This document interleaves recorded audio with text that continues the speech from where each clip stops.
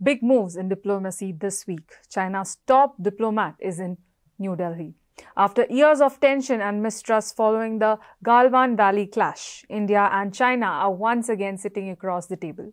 The big question is, can this visit by Chinese Foreign Minister open a new chapter in India-China relations? Chinese Foreign Minister is in India for a 2-day visit starting Monday, August 18. According to the Minister of External Affairs, Mr. Wang will meet Prime Minister Narendra Modi on Tuesday evening at his residence in Delhi. But before that, he will hold important talks with External Affairs Minister Dr. S. Jaishankar and National Security Advisor Ajit Doval. These talks are expected to cover sensitive issues like the border situation, trade ties, and even resumption of direct flight services between the two countries. This visit is significant for two reasons. First, it comes just before Prime Minister Modi's planned visit to China for the Shanghai Cooperation Organization or SCO summit later this year.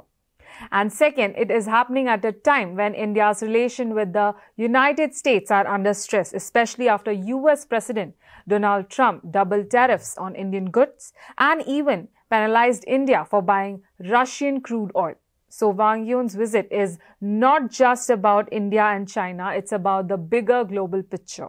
Of course, the elephant in the room remains the broader issue. The deadly clash in Galwan Valley is in June 2020 still cast a long shadow on ties. Even though troops have disengaged from some areas like Demchok and Depsang, both sides still keep around 50,000 to 60,000 soldiers each along the line of actual control in eastern Ladakh.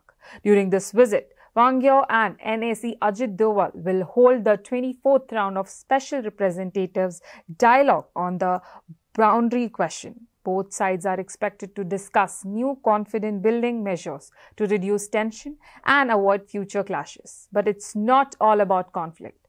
India and China are also slowly reopening doors to people-to-people ties. For example, the Kailash Mansarovar Yatra has resumed. Tourist visas for Chinese nationals are being reissued, and there are talks of restarting direct flight services that were suspended since the COVID-19 pandemic. So, while the wounds of 2020 are still fresh, there are efforts to rebuild trust step by step.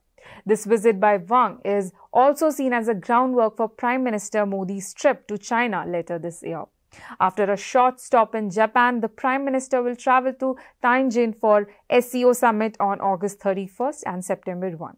The SCO is chaired by China this year, making Modi's visit even more crucial for India's role in the region. So here's the bottom line. Visit may not solve every problem overnight. The wounds of Galwan, the long border standoff, and mistrust won't disappear in a single handshake.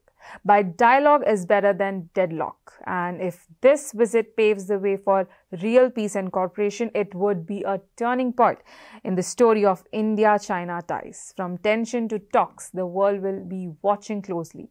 This is not just diplomacy, this is history in the making.